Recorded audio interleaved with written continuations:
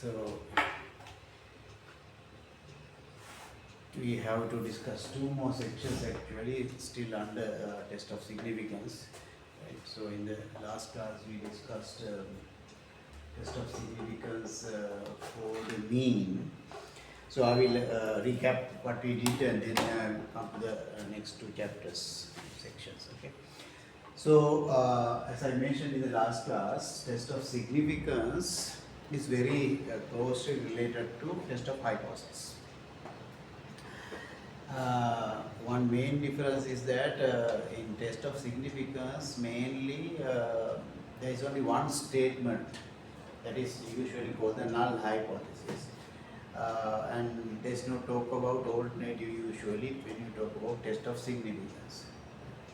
But more practical thing is the test of hypothesis, where we are interested in two statements, right? One statement for the null hypothesis versus some other statement, usually the opposite of the null hypothesis, right? So any hypothesis is actually a statement regarding some unknown phenomenon, right? Usually about a parameter, right? The size of a parameter, or it may be related to whether two variables are independent or dependent, that kind of statements. Right? So in test of significance, we just consider some statement regarding some unknown quantity or phenomenon, and then we observe something, right?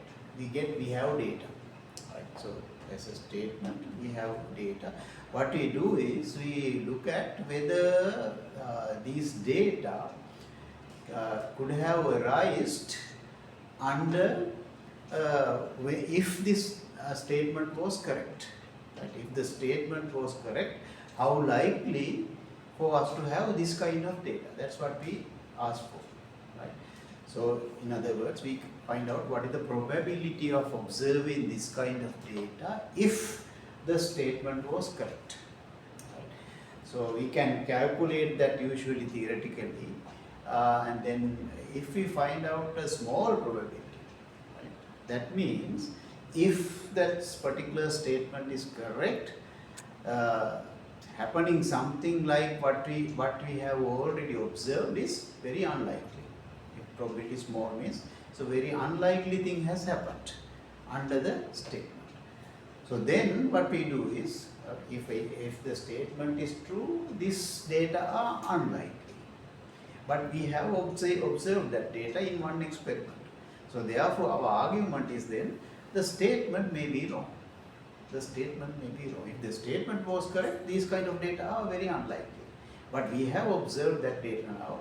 So therefore what we usually conclude is that the more likely thing is that the statement is false. Right? So when we come to the hypothesis testing, therefore we say we reject, in that case we reject that statement and then accept the opposite of that. So that's the relation between those. So in this book and also in almost all elementary books, we talk about some standard type of test of significance or test of hypothesis, right? Because those are the usually or mainly applied ones, right? So there are many situations where people want to test hypothesis or tests of significance related to a population mean, right? Whether a population mean is equal to something, or whether something is greater than some specified value or less than some specified value. Right? For example, in the previous example that we discussed in the last class, we were interested in testing whether the population mean of some product, weight of the population mean has to be 368 or something. So there's a specified value, and in the manufacturing process all the apparatus have been set up so that on average it gives that value, right? So if the average population average of weight of that product is equal to 368, then usually we say, okay, the process is in control, process is working as we want, so it's in control. But there is possibility that because of various reasons, right? Maybe when the raw material is changed, or when the temperature goes to a certain level, there can be changes in this thing, right? In the machines there can be loosened nuts and bolts, so many reasons, right? And also there can be some human errors, right? Because of those things, usually this target value, the product will not be producing according to the target, right? So therefore people are interested in finding out whether the process is according to the target, that means whether the process is in control or whether it is not, right? If it is not, we say it's out of control, right? So therefore time to time they check whether the process is in control or out of control, right? In order to do that, theoretically what we are interested in, whether the population mean is equal to that specified value, right? But unfortunately we cannot check the population mean, right? In order to check the population mean, we will have to measure all the products. That's not possible, right? So what we do is we just take a sample of maybe 10 or 25 or 50, whatever possible items, and then measure that, and then based on the sample mean we decide whether the population mean can be 368 or not, right? So therefore in that case the null hypothesis is that population mean is 368 or whatever that target value, right? Then we observe the sample mean, right? Sample mean of maybe 50 items or something, right? And then we ask the question, if the population mean is 368, how likely the sample mean is what we have observed now, right? For example, sample mean may be 400, right? So the target is 368, but the sample mean is 400. But we know now, even if the population mean is actually 368, there is some possibility just by random chance, the sample mean can be 400, right? But by random chance, how likely is that, right? Is it a big probability or large probability if the null hypothesis is true? That is the question. So if the population mean is actually 368, just by random chance, if the population sample mean can be 400 with probability 60 probability, then we don't worry, because even if when the population mean is 368, sample mean can be as large as 400 with a high probability. It's a normal thing to happen, right? It's a normal thing to happen because large probability means it's a usual thing. So in that case we don't worry too much about, we don't think that the process has gone out of control. But suppose, for example, when you calculate this probability, when the population mean is 368, sample mean becoming 400, the probability of that is like 0.05. Right? Okay, now we see that if the population mean was 368, only by chance happening this kind of sample mean is very unlikely, probability 0.05. So in that case, we decide that maybe the process mean has changed, right? So therefore, there is a possibility, high possibility that the process is out of control. So in that case, what we do, usually they do is they stop the process and see whether there is any reason for that, right? We call it assignable causes, right? Whether there is any change in machines, whether there is any change in pressures, temperatures, whatever the parameters that are going to affect this mean and so on, whether there was any human error, that kind of thing, right? So that is the idea. So therefore, like that, there are a lot of situations where people are interested in a population mean, right? Testing whether the population mean is equal to something or whether it is greater than something or less than something and so on, right? For example, the other example we looked at, generally there is a general knowledge that in a certain area newborn babies cholesterol levels is certain value, right? On average, the cholesterol level of newborn babies, or not newborn babies actually, offspring, I think sons or children, is going to be some value that is from the previous knowledge we know, right? But there is somebody is, for example, guessing that maybe it's possible we want to find out whether the children whose fathers or parents died because of heart problems have higher cholesterol levels in their children. Right? So that kind of question arises to somebody. Right? So therefore he wants to check whether the population mean of these children, this particular type of children whose fathers have or parents have died because of heart attack, whether they have on average higher blood pressure. Right? So therefore they are interested in one side only. Right? So there is a null hypothesis that saying that these people also have the general value, whatever the other people have. Right? The other possibility is that these people are higher. So that's what we really want to find out, whether it is high.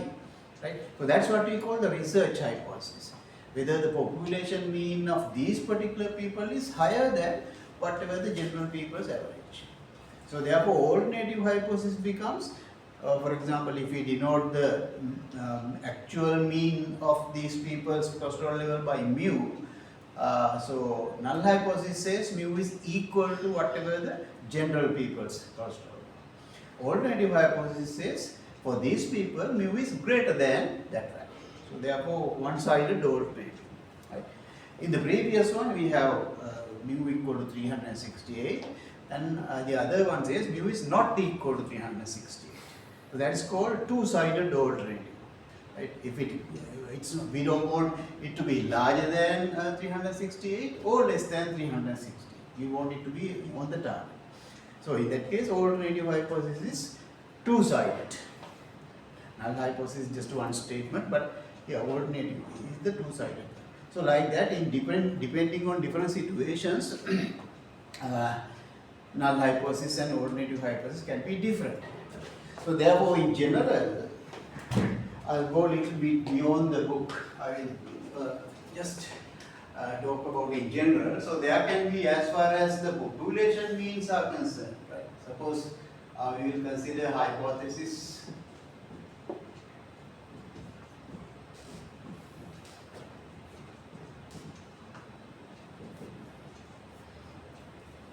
population mean.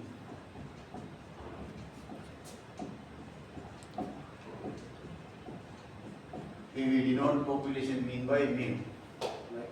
So in general, there can be three types of hypotheses in a particular situation. People may be interested in one of these types. Right? So for example, the null hypothesis can be mu equal to some specified value. So this is a specified value.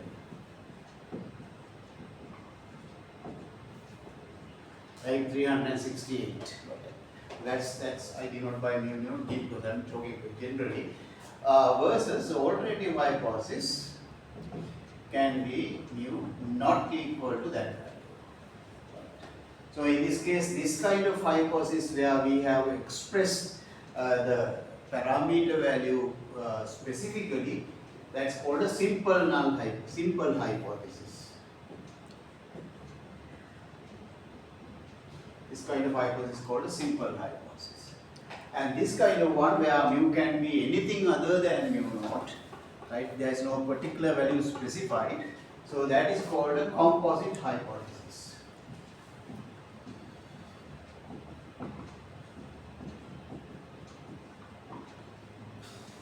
There are mainly two types of hypothesis, simple and composite. Most of the situations we are actually interested in composite. So that is one type of hypothesis there can be. The second one, H naught, null hypothesis can be mu less than or equal to some value, specified value like 400 or whatever. Mu means the population mean of interest versus H1 mu greater than mu naught. So again here this is the opposite of this. So in this case, what kind of hypothesis is that? There are only two types, simple and composite. That's why I said that if the hypothesis specifically mentioned the value, then it's a simple, like mu is equal to 50, mu is equal to 100. But here it says less than or equal. So it's a range, not a single value. So it's a composite hypothesis, and this is a composite also. Right? And this type of hypothesis also, there is another name that's called a two-sided alternative. Two-sided alternative. Here this is only a one-sided alternative. One side. Right? The third type is of course the other one is not mu. Somebody might be interested in testing this kind of hypothesis.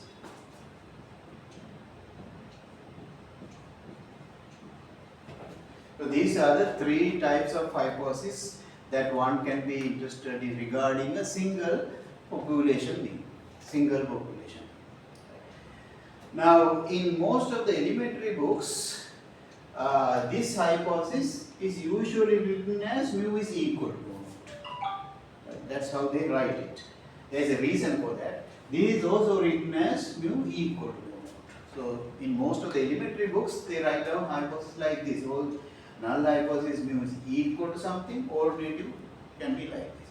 Null hypothesis this, and then alternative can be this, like that. There is a reason because when we calculate the significance level or the p-value, we consider this situation, right? From less than or equal to naught. Probability of observing what we have observed is calculated, assuming that mu is equal to mu naught. ඒක තමයි හැමෝම equal දාන. ඒකටත් හේතුවක් තියෙනවා.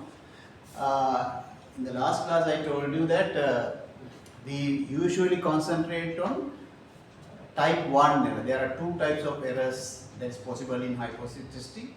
We cannot reduce the probability of both errors in a general using a usual test. Therefore, we focus on the type 1 error. So when you say type 1 error, depending on what the actual value of mu, type 1 error is not a single value. Type 1 error can be different values. Actually, type 1 error probability of type 1 error is a value of mu. It's a function of mu. When the mu changes, this probability changes. But we can find out what is the maximum probability when mu is changing, for example. What is the maximum probability we can find out. We can show that the maximum probability of type 1 error always happens when mu is equal to the boundary of this region. Right? So when you less than or equal to boundary is mu naught. So therefore we can show that the maximum probability of type 1 error occurs in any test when mu is equal to mu naught. So otherwise, if mu is actually less than mu naught, then the probability of type 1 error can be less than that, and we are not worried. Right? So what we want is the maximum probability of type 1 error to be less than or equal to some specified value. The researcher will say, okay, the maximum probability of type 1 error that I can bear is 0.05. So that's what we call the significance level of the test. Research, that is specified by the researcher. So ඒක එන විදියට test එක හදා ගන්නකොට අපිට වැදගත් වෙන්නේ මේ පොයින්ට් එක විතරයි වැදගත් වෙන්නේ. ඒ නිසා තමයි හයිපොතීසිස් එක ලියනකොට හුඟක් අය එහෙම ලියන්නේ. නමුත් ඇත්තටම මේකේ තේරුම තමයි ඕල්ටර්නේටිව් එක මෙහෙම නම් තියෙන්නේ නල් හයිපොතීසිස් එක ඇත්තටම මේකේ විරුද්ධයි. නල් ඕල්ටර්නේටිව් එක මෙහෙම නම් තියෙන්නේ නල් හයිපොතීසිස් එකකින් විරුද්ධ පැත්ත. දැන් අපි හිතුව මේ S නෝට් රිජෙක්ට් කරා කියන යම් කිසි අවස්ථාවක S නෝට් රිජෙක්ට් කරා නම් ඉන්නේ මේ තීරණය අපිට ගන්න පුළුවන්. At the population mean එක mu naught වලට වැඩි කියලා දෙහිම තීරණය ගන්න. අපි S naught accept කරොත් reject කරේ නැත්නම් මේ අවස්ථාවේදී අපි හිතුව මේ ටෙස්ට් මේ අවස්ථාවේ ටෙස්ට් එකක් කරා, we did a test, we don't have enough evidence to reject S naught and therefore we accept. ඒතර accept කරපුවාම මේ සමානයි mu naught කිව්වොත් වැරදි. region එක mu සමානයි mu naught කිව්වොත් වැරදි. ඒතර ඇත්ත region එක වෙන්නේ අපිට කියන්න පුළුවන් mu කියන එක mu naught වලට අඩුව සමානයි කියන එක තමයි ඇත්ත තීරණය වෙන්නේ. right? Mathematically මෙහෙම ලිව්වට ඇත්ත තීරණය දෙන්නේ mu less than or equal to. එහෙම නැත්නම් මේක නොවේ කියන. මේක නොවේ කියන්නේ මේක විරුද්ධ පැත්ත mu equal කියන එක නෙමෙයි. ඒතර ඒ නිසා ඉන්ටර්ප්‍රිටේෂන් එකේදී එක ප්‍රශ්නයක් වෙන්න පුළුවන් දන්නේ නැති කෙනෙක්. අතර මේක මොකද්ද වෙන්නේ කියලා දන්නේ නැති කෙනෙකුට. Right. Anyway. So at the elementary level you will see this kind of hypothesis. So now I will summarize how we test this kind of hypothesis. Right? how we test this kind of hypothesis, what kind of test can we use, and how do we make a decision. In all these kind of hypotheses or any other hypothesis, you saw that one method to decide whether there is significance evidence against the null, right, is to look at the p-value. P-value. So that is one method. Right? That is usually done when you are testing a hypothesis using a computer package, because the computer packages always give you the corresponding p-value. So p-value is actually the probability of observing what you have observed already, or more extreme than that, if the null hypothesis is actually correct. ඒක තමයි p-value එක කියලා කියන්නේ. ඒතර මේ p-value එක කුඩා ගන්න අපි කියනවා okay, we don't have enough evidence to accept the null, right? Therefore we reject the null hypothesis. We reject the null hypothesis. Right. එතකොට ඒක තමයි එක ක්‍රමය. අනිත් ක්‍රමය තමයි critical value method. So in that case usually we apply that usually when we do this manually. We get the value, critical value using some statistical table, and we observe the value of the test statistic, and we compare this test statistic and the critical value, and then according to some decision rule we decide whether we accept the null hypothesis or reject the null hypothesis. So now I will tell you the generally available tests. Actually for this kind of test, when you are testing about the population mean, mainly use two tests. There are two tests. We already discussed both tests. Actually one is the Z test, the other one is the T test. Right? Z test and T test are the commonly used tests when you are testing about the population mean. Right? So let me now, which test is suitable depends on some factors like situations or scenarios we have. So මොනවාද වෙන්න පුළුවන් දේවල්. එකක් තමයි දැන් අපි හිතමු මේ let's suppose that this mu is the mean of some, we assume that this mean is mu is the mean of some random variable, right? For example, say random variable is the weight of a randomly selected product in the manufacturing process. So that is the random variable. Mu here is the mean of that random variable, or the expected value we call it. Right? So if that corresponding data, right, that data will be the weights of a sample of products. If the data are normally distributed,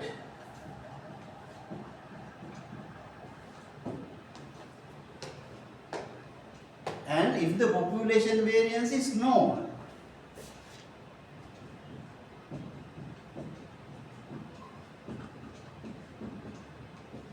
population variance is usually denoted by sigma square.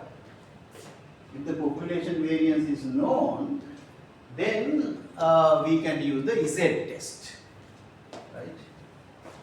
In that case, Z test.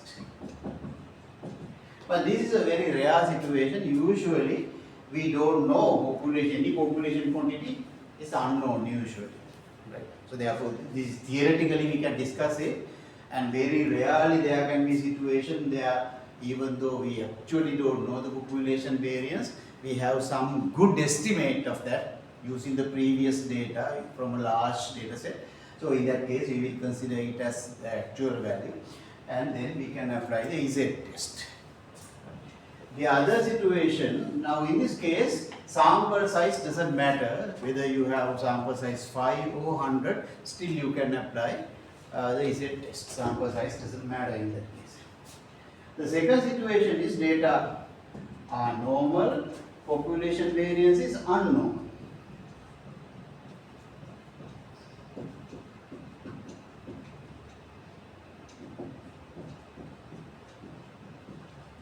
And suppose n is small.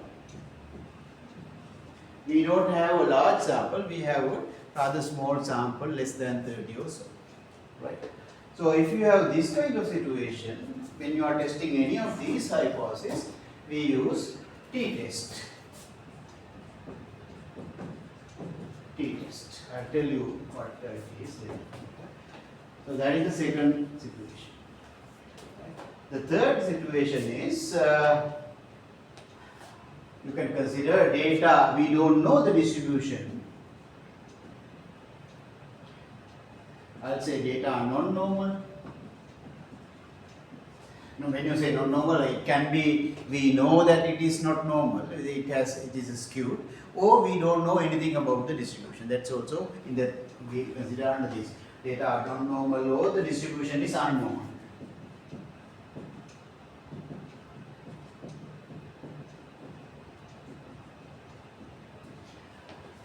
So, if the distribution is unknown and so on, definitely you don't know the population variance.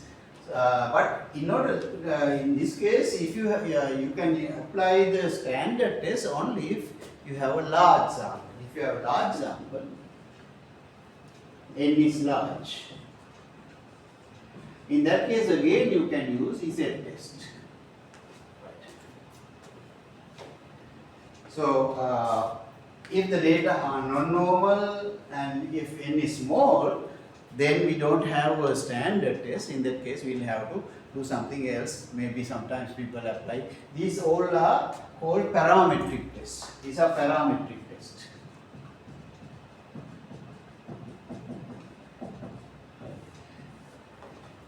Parametric test.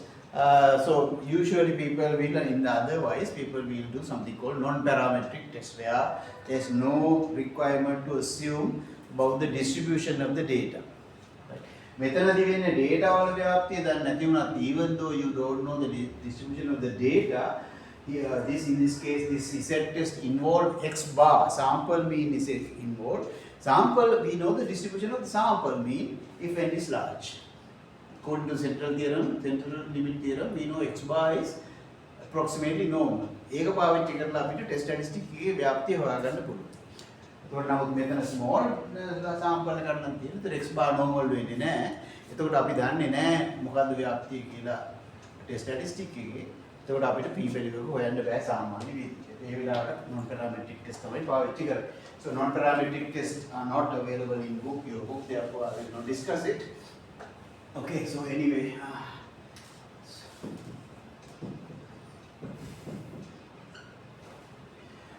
so suppose for example you want to test any of these hypotheses and you are in this situation. You know that your data are normal and from some previous information you have a good estimate of the population variance, or somebody tells you that population variance is this.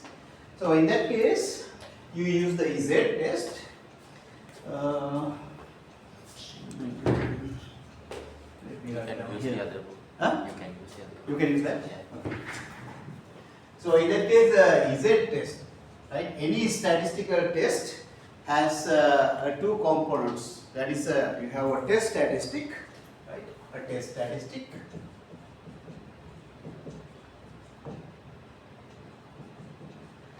And a decision rule, right? Any test has a test statistic and a decision rule.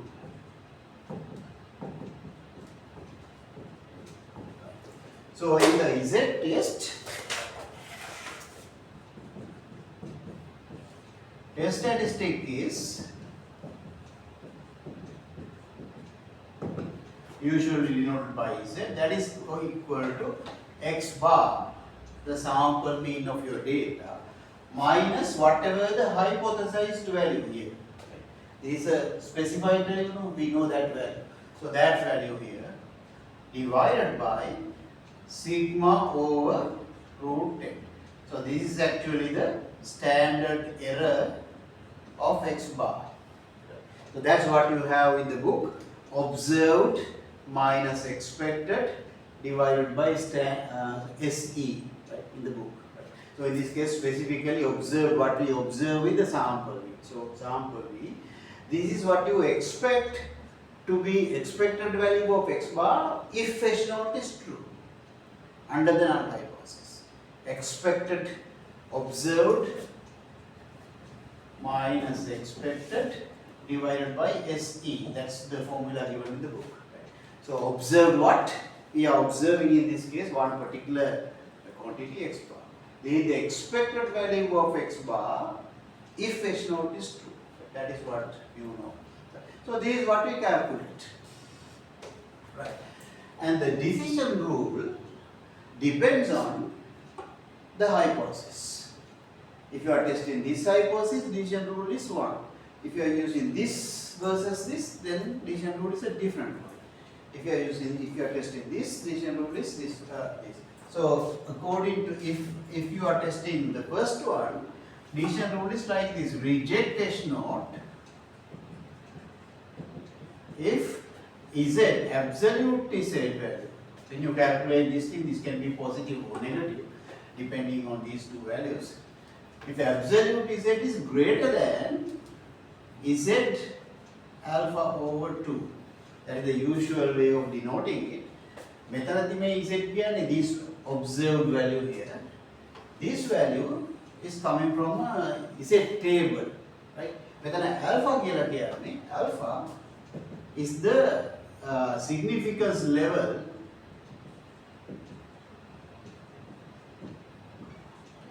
specified by the researcher.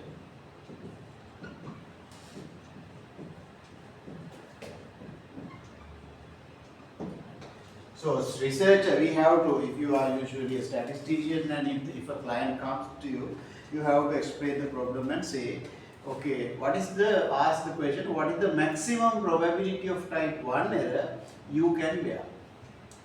What is the maximum probability of type 1 error you are ready to take? That should come from the research. So if he will tell a small value, right? Usually people take 0.05, 0.01 and so on, right? So for example, if alpha is equal to 0.05, this value is 0.025, right?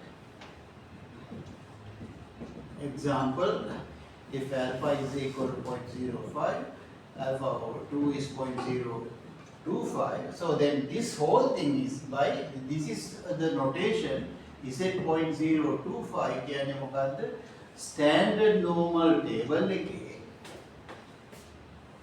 standard normal distribution එකේ මෙන්න මෙතන තියෙන අගය, right, is at 0.025, so that this area is equal to 0.025. Table එකකින් අපිට හොයාගන්න පුළුවන් මේ අගය. ඉතින් එහා පැත්තේ තියෙන area එක 0.02යි පහ වෙන පරිදි මෙතන අක්ෂයේ තියෙන අගය තමයි මේකින් අංකණය. So that's what you call the critical value. So we can show that this is actually 1.96 usually. 1.96. So if somebody is testing the hypothesis, if somebody is testing this kind of hypothesis at under 0.05 level of significance, then what he will do is he will calculate his z using this formula. X bar coming from the data, mu naught is a specified value, sigma is a known value in this case. If you are looking at case 1, right, sigma is a known value, n is known, so everything can be supplied and calculated value. ඒක බලනවා අපි මේ 1.96 වලට වඩා වැඩිද කියලා. වැඩි නම් we say we have enough evidence to reject h naught. We have enough evidence to reject h naught. එහෙම නැත්නම් අපි කියනවා we don't have enough evidence. If we have enough evidence to reject h naught, we decide that mu is not equal to mu naught. That's my decision. So, but if this is less than this value, if the absolute value of z is less than 1.96, then we say we don't have enough evidence to reject h naught. We do not have enough evidence to reject h naught. So that means we accept h naught. So the final decision එක වෙන්නේ නම් mu සමානයි mu naught. Example එකේදී නම් the process is in control, for example. Right. So එතකොට මේ අපි කතා කරේ පළවෙනි මෙන්න මේක තමයි තාම කතා කරන්නේ මේ தත්ත්වය යටතේ මේ ටෙස්ට් කරන විදිය තමයි පළවෙනි ටෙස්ට් එකට ඩිසිෂන් රූල් එක මේක. අර தත්ත්වය යටතේ පළවෙනි ටෙස්ට් එකට ඩිසිෂන් රූල්. දෙවෙනි ආකාරයේ හයිපෝතෙසිස් එකක් නම් ටෙස්ට් කරන්නේ. මේ ආකාරයකට නම් අපි ටෙස්ට් කරන්නේ. එතනදී ඩිසිෂන් රූල් එක වෙන්නේ පොඩක් වෙනස්. reject h naught if එතනදී absolute value එක නෙමෙයි නිකන් observed value එක actual value එක if z is greater than z alpha. Z alpha. Right? මෙතන මේ ඩිවිෂන් මේකේ ඉන්නේ මේ ඕල්ටර්නේටිව් එකේ තියෙන පැත්ත. Alternative hypothesis එකේ තියෙන පැත්තම තමයි මෙතන ඩිවිෂන් එකටත් තියෙන්නේ. මේ තියෙන්නේ observed value of the statistic. Right? If that is greater than then මෙතන alpha කියලා ගත්තේ 0.05 නම් Z alpha කියන්නේ 0.05 මේ පැත්තට තියෙන මෙතන තියෙන අගය.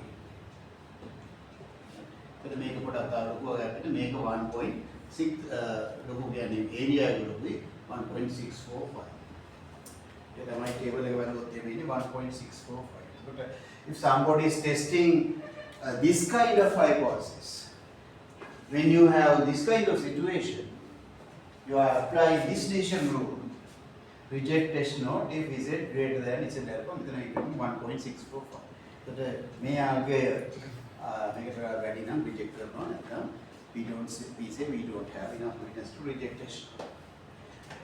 तो ये वाके में ये तत्व यार दे में hypothesis का टेस्ट करना है මේකේ අනිත් පැත්ත මේ मान दिया ने में decision rule है. This is the decision rule. This one is called the decision rule. This one is the statistic. This whole thing is called the decision rule. It's a statement telling you when to reject test note. Reject test note if Z less than negative Z alpha. ඒ වෙලාවෙදී අපි reject කරන්නේ අතන මෙන්න මේ පැත්තේ ආගයක් වඩා මේ මෙතන තියෙන Z alpha මෙතන Z alpha නම් මේක negative Z alpha is symmetric around 0. එතකොට ඒ ආගේ වඩා අඩු නම් ඒ කියන්නේ observed Z ආගේ මේ පැත්තේ තියෙනවා නම් අපි රිජෙක්ට් කරනවා S note.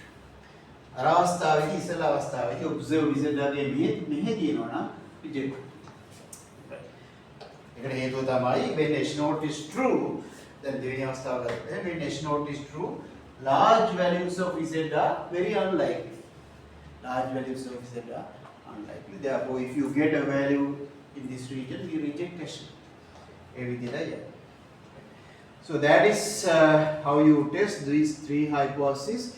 This is I'm talking about the critical value method. Critical value method. Usually we apply this method when you are doing it manually. Right? So this value here is called the critical value.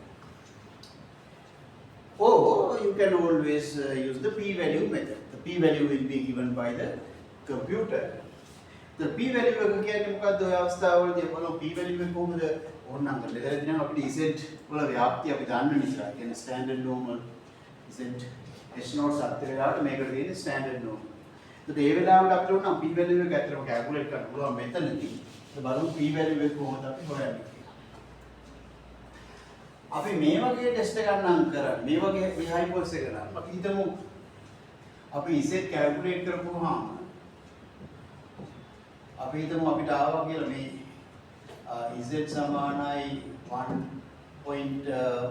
අපි හිතමු 2.5 ආවා z 2.5.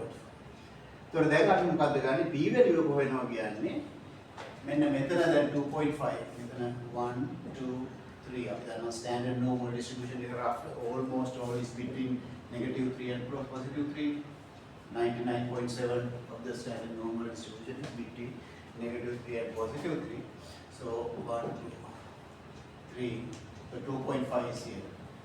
So we can find out the probability that this Z statistic will be above that value 2.1, above the observed value of Z or below the negative value of that Z. Negative 2.5. මේක two sided නේ මෙතනදී alternative එක two sided තියෙන වෙලාවට අපි probability එක p value එක calculate කරනකොට කරන්නේ observed value එකට වඩා වැඩි වීමේ සම්භාවිතාවය හෝ ඒකෙම ඍණාගයට වඩා අඩු වීමේ සම්භාවිතාවය දෙපැත්තම එකතුව තමයි p value එක කියලා කියන්නේ. So you have to find out this area using your table. Right? Suppose that is for example p1 and this also will be p1 because this is symmetric. So therefore the p value, the final p value of our observed value, dekai sampani observe kare. So ඒකට අදාළ p value එක කියන්නේ දෙවරක් p1. ඒ තමයි එතනදී p value එක කියන්නේ. ඒතකොට ඒ value එක හොයුවාට පස්සේ ඒක if the p value is less than alpha, right? මම කියවනේ addition rule p value එකේ addition rule එක always the same. දැන් critical value p addition rule එක වෙනස් වෙනවා hypothesis එක අනුව. p value addition rule එක always the same. Reject S naught if p value less than alpha. If the addition rule, if you are using the p value method, it's always the same. So p value එක මේ අවස්ථාවේදී නම් හොයන්නේ මේ විදියට මේ p1 සහ මේ p1 එකතු කරනවා දෙකයි p1. ඒ p value එක alpha level එක දෙන්නේ researcher. So researcher දුන්න alpha level එක අපි හිතමු 0.5 කියලා. ඒකට වඩා අඩු නම් we say we reject S naught. එහෙම නැත්නම් කියනවා we don't have enough evidence to reject S naught at that significance level. එතකොට p value එක හොයන්නේ මේ විදිහට අර hypothesis එක ගන්න. මේ alternative එක මෙහෙම. ඒ වගේම alternative එක මේ ආකාරයෙන් නම් mu greater than mu naught තියෙන වෙලාවට අපි හිතමු තාමත් අපේ z එක මෙතන නෙත් අපි ඔයකොම 2.5 වෙන්නේ. එතනදී p value එක වෙන්නේ 2.5ට වඩා වැඩි වීමේ සම්භාවිතාවය පමණයි. 2.5ට වඩා වැඩි. So in that case, p value will be whatever this probability p1. ඒක අපිට හොයාගන්න පුළුවන් ටේබල් එකකින් නැත්නම් සමහර කම්පියුටර් ආරෝහි පැකේජ් එකකින් හොයාගන්න පුළුවන්. ඒක කම්පෙයාර් කරන alpha level එකත් එක්ක according to that logic. ඊළඟට මේක නම් අපි කරන alternative එක එතනදී අපි හිතුව තාමත් 2.5 තියෙන්නේ කියලා. එතකොට p value එක වෙන්නේ මේ ආගයට වඩා අඩු වීමේ සම්භාවිතාවය. So that is the p value in that case.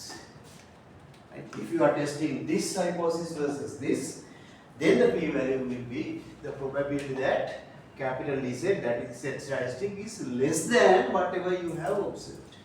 So that will be a large value. If, for example, p1 was like this will be large. So therefore, definitely we do not reject S naught in that case. අනිත් පැත්තට p1 අපි observe කරපු මේ පැත්ත නම් තිබුණේ in 2.5 නම් තිබුණේ. එතනදී p value එක වෙන්නේ මේ area less than. So එතනදී reject වෙන්න පුළුවන්. alpha කියන එක to වඩා p value එක අඩු. Right.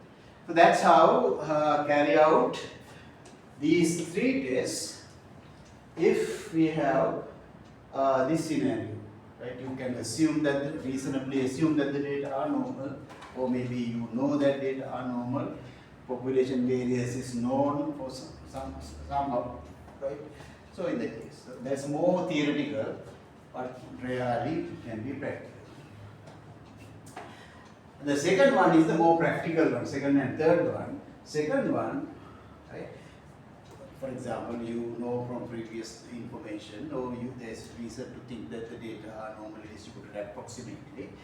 Population variance is unknown, more realistic. And suppose you have a reasonably, not very large, less than 30 or so, sample size. So in that case, of course, we cannot calculate this Z. Why? Because we don't know sigma. We don't know sigma. Therefore, this cannot be calculated. In that case, actually we calculate, what we do is we substitute the sigma, right, by sample standard deviation. Sample standard deviation. You have the sample, then you can put the sample standard deviation. Then this test statistic is called T statistic. T statistic. Right. Only difference here is sigma is replaced by the sample standard deviation. In this case, sample standard deviation, of course, is this. S is equal to 1 over n minus 1, I from 1 to n, xi minus x bar square root. එතන n minus 1 වලින් බෙදපුවාම එන variance එකේ square root එක තමයි ඔතන s කියලා කියන්නේ. ඒක සමහර අවස්ථාවලදී අපි බොහෝ වෙලාවට මේ පොතේ තිබුණේ n වලින් බෙදෙන එක. එතකොට n minus 1 වලින් බෙදෙන. Right. එතනදී ඉතින් එකම දේ තියෙන්නේ දැන් අපි මේ දැන් critical value method එකේදී දැන් එතනදී මේ z නෙමෙයි තියෙන්නේ t, right? මෙතන t වෙනවා. මෙතෙන්ට t observe කරපු value එක වෙනවා. මෙතෙන්ට t observe කරපු value එක තමයි දාන්න වෙන්නේ. Now we don't compare with Z values. Standard normal values then compare.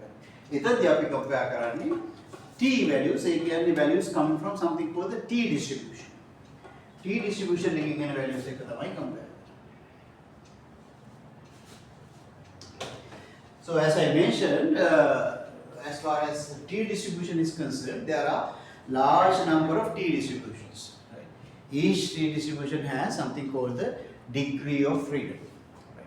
So there is a T distribution with 1 degree of freedom, T distribution with 2 degrees of freedom, T distribution with 10 degrees of freedom, 100 degrees of freedom, and so on. Right? So as I showed you in the last class, the T distribution is very similar to standard normal because it has a bell shape. It is symmetric around 0 always. But generally, Z distributions have larger tails than standard normal. Because in standard normal, usually when Z value is -3 or +3, density value is almost 0. Right? 99.7% probability is between -3 and +3 for the standard normal. But it's not like that for the T distribution. So it has longer tails. That means the tails don't come to close as quickly as -3 or +3. And it might even go to 5, 6, 7, 10 like that. Still, there's a certain amount of value. It's not 0, close to 0, and therefore it has these longer tails. But when the degree of freedom increases, as I mentioned, for each degree of freedom there is a T value. So if you consider T distribution with say 40 degrees of freedom, it will be almost the same as standard normal distribution. Right? When the degree of freedom increases, a corresponding T distribution converges to the standard normal. If you want to deal with the T distribution with a large degree of freedom, you can also consider Z instead of the T distribution. Right? Computers we can find out the critical values for any T distribution because we have like packages like R or anything. But earlier days, people usually use Z instead of T if the degree of freedom is large. Right. So if you have a small sample size n, the T distribution that you should consider here is T n minus 1 distribution. T distribution with n minus 1 degree of freedom. Right. For example, if your sample size is 10, then you are dealing with T9 distribution. T distribution with 9 degree of freedom. That is not very close to standard, so standard normal, therefore you have to use the T quantile. On the other hand, suppose Tn was like 40 or so, then degree of freedom is T39. T39 will be very close to standard normal. So if you want, you can replace the quantiles from T quantiles from Z quantiles also. Right. So method test statistic මේ විදිහට replace වෙනවා. මෙතන එතකොට එන්නේ අපි කියනවා T මෙතන තිබුණේ ඉස්සෙල්ලා ඇල්ෆා බෙදීම දෙක Z ඇල්ෆා බෙදීම දෙකට තිබුණේ. right? ඒ වෙනුවට දැන් තියෙන්නේ T alpha over 2, n minus 1 අපිට degree of freedom එක කියන්න නැතුව බෑ. degree of freedom එකක් කියන්න. ඒතකොට දැන් මෙතන අර area එක දක්වන්නේ ඇල්ෆා බෙදීම දෙකෙන්. මේකෙන් දක්වන්නේ අර degree of freedom. तो आप इधर T10 distribution निकलिए अब इधर alpha क्या है दशम बिंदु आई पाई क्या तो alpha over 2 is 0.025 तो आप इधर में तो आवाज़ है not if n is equal to 10 we are dealing with T 0.025 so that is alpha over 2 value comma 9 is the degree of freedom तो මේක අපිට table එකකින් ගන්න පුළුවන් T table එකේ if you are looking at a T table you have degree of freedom here and then some probabilities here right so මෙතන දශම බිංදුව 2.5 තියෙන column එකේ 9 degree of freedom වලට අදාළ this value is the quantile. So the quantile එක ආරම්භ කරන්න පුළුවන් observed absolute t value එක ඒ quantile එකට වැඩි නම් we reject S naught. ඒතර ඒ වගේම මෙතනත් එන්නේ මේ second ආකාරයේ hypothesis එකක් තියෙන වෙලාවට second scenario එක තියෙනවා නම් we reject S naught if t greater than t alpha. මෙතන ඉස්සරහ තියෙන z alpha then t alpha with n minus 1 degree of freedom. මෙතනදී ඒ වගේම negative t alpha n minus 1. හරි. කෙලිම t quantiles ටික z quantiles වලින් replace වෙනවා ඉතරයි. So that's how again so this is the critical value method. If you want to find out the p value, of course manually it is difficult to find out the p value from the tables it's not possible. But anyway theoretically again the same idea. පළවෙනි ආකාරයේ තියෙනකොට අපි මෙතන t අපි තුම n සමානයි 10යි කියලා. ඒතකොට අපි බලන්න t9 ව්‍යාප්තිය තමයි පාවිච්චි කරන්නේ.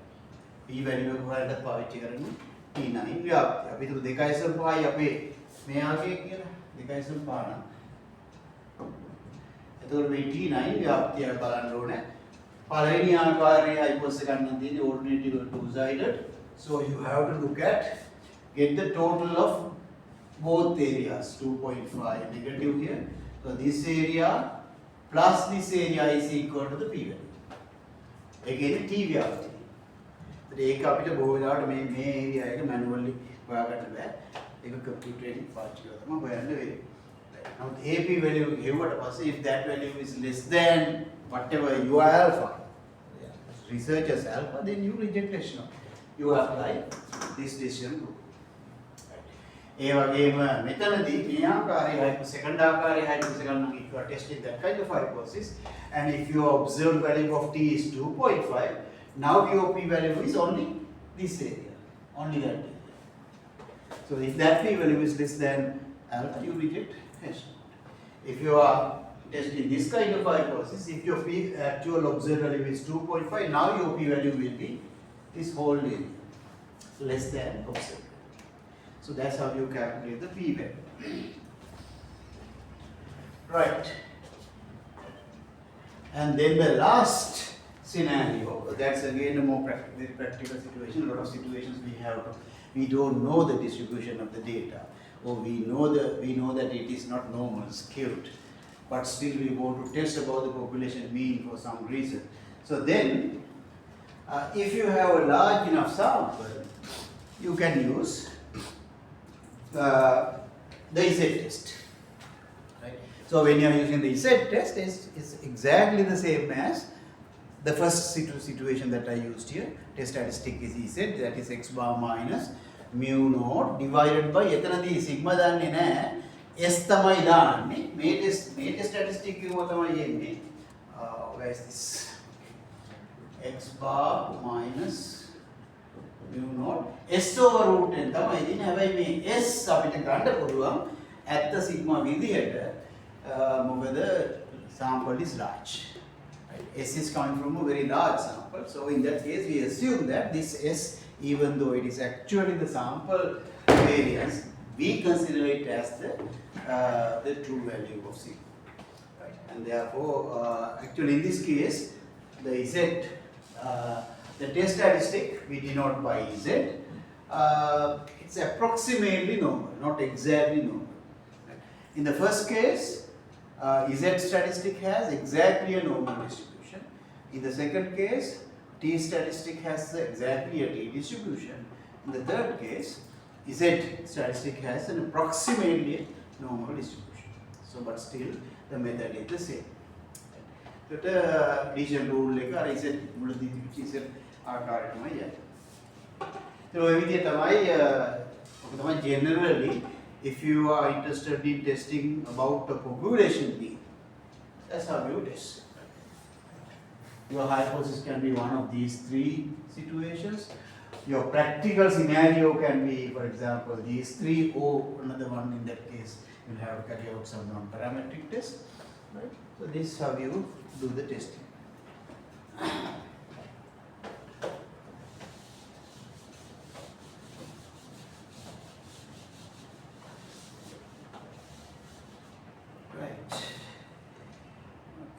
थक गया नहीं, अभी पूरी ब्रेक कर लो।